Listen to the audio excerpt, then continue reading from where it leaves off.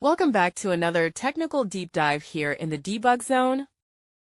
Today we're tackling a big question and breaking it down with insights from other users.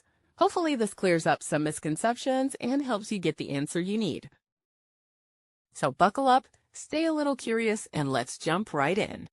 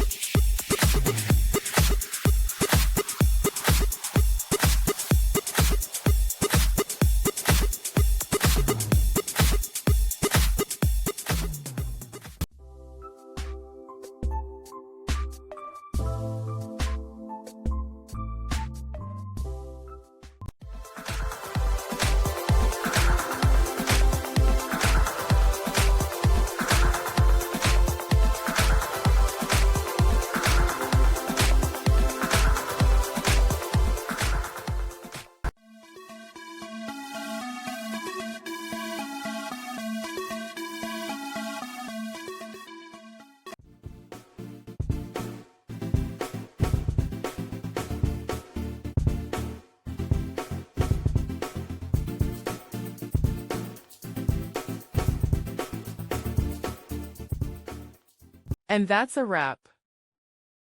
I hope you found the answer you were looking for. If you did, take a second to hit that subscribe button. It really helps out.